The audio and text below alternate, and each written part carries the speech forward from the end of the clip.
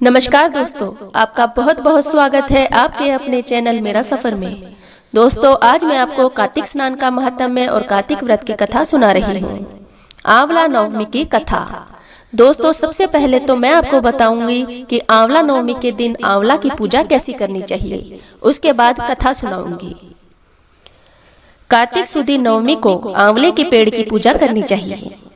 जल, रोली, मोली, चावल, गुड़, मीठी सुहाली, पतासा, आंवला, ब्लाउज और दक्षिणा चढ़ानी चाहिए। अगरबत्ती और दिया जलाना चाहिए। 108 या 8 अपनी सामर्थ्य अनुसार फेरी देनी चाहिए। आंवले के पेड़ के नीचे ब्राह्मण और ब्राह्मणी को जिमाना चाहिए। जिमाने के बाद साड़ी, ब्लाउज और दक्षिणा देनी चाहिए। जिमाने में आंवला जरूर रखने चाहिए। फिर खुद भी आंवले के पेड़ के नीचे जीमना चाहिए। जीमने में आंवला जरूर खाना चाहिए। इस दिन गुप्त दान व आंवला दान करना चाहिए। तो चलिए दोस्तों, कथा शुरू करते हैं। एक राजा था जो 1.25 मन आंवले का नित्य दान करके ही खाना खाया करता था। इससे उसका नाम ही आंवल्या राजा पड़ गया था। एक दिन उसके बेटे की बहू ने सोचा कि इतने आंवले रोज दान करने से थोड़े ही दिन में सब धन समाप्त हो जाएगा। दूसरे दिन उसने राजा को आंवले दान करने के लिए मना कर दिया, जिससे दुखी होकर राजा रानी महल छोड़कर बियाबान जंगल में जाकर बैठ गए। राजा आंवले दान नहीं कर सका और अपने प्रण के कारण खाना नहीं खा पाया। जब उसे भूखे प्यासे 7 दिन हो गए, तब भगवान ने सोचा, यदि मैं इसका प्रण नहीं निभाऊंगा और इसका सत्य नहीं रखूंगा तो मुझे दुनिया में कोई नहीं मानेगा। सो रात को ही भगवान ने जंगल में महल, राज्य और बाग बगीचे बना दिए और ढेरों आंवले के पेड़ लगा दिए। सुबह राजा रानी ने उठते ही देखा कि जंगल में उनके राज्य से भी दुगना राज्य बसा हुआ है। राजा रानी से कहने लगा, रानी देख, कहते हैं सत मत छोड़े सूरमा, सत छोड़ा पत जाए, सत की छोड़ी लक्ष्मी, फिर मिलेगी आए।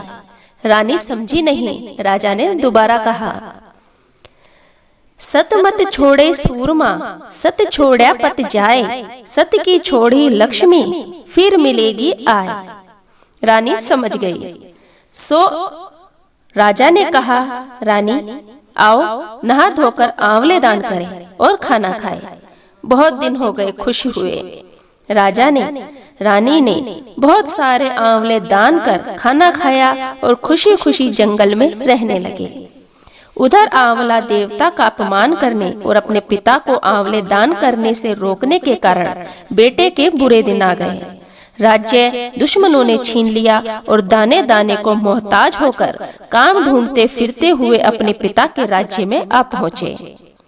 उनके हाल इतने बिगड़े हुए थे कि राजा ने उन्हें पहचाना ही नहीं और बिना पहचाने काम पर रख लिया। बेटे बहू तो यह सोच भी नहीं सकते थे कि उनके माता पिता इतने बड़े राज्य के मालिक भी हो सकते हैं। सो उन्होंने भी अपने माता पिता को नहीं पहचाना। एक दिन बहू ने सास के बाल गूंथते समय उसकी पीठ में मस्सा देखा। उसने यह सोचकर रोना आ गया और बोली, ऐसा ही मस्सा उसकी सास की कमर पर भी था। मैंने यह सोचकर उन्हें आंवले दान करने से रोका था कि हमारा धन नष्ट हो जाएगा।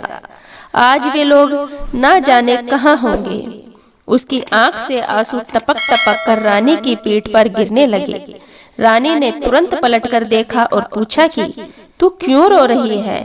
तब उसने कहा, आपकी पीठ जैसा मस्सा ही मेरी सास की पीठ पर था, किंतु हमने उन्हें आंवला दान करने से मना कर दिया, सो वे लोग घर छोड़कर कहीं चले गए। तब रानी ने उन्हें पहचान लिया, सारा हाल उनका पूछा और अपना हालचाल बताया। अपने बेटे बहू को समझाया कि दान करने से धन कम नहीं होता बल्कि बढ़ता है। बहू बेटे भी अब सुख से राजा रानी के साथ रहने लगे।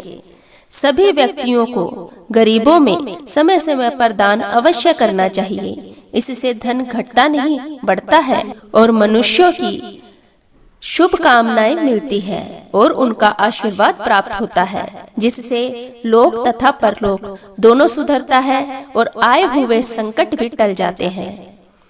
सो फ्रेंड्स, आपको आज की कथा थोड़ी सी भी पसंद आई हो तो प्लीज चैनल को सब्सक्राइब कीजिए, बेल आइकन को प्रेस कीजिए, जिससे आपको हमारी आने वाली वीडियो की नोटिफिकेशन सबसे पहले मिल सके।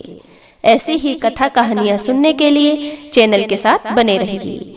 मिलते हैं नेक्स्ट वीडियो में, तब तक के लिए धन्यवाद।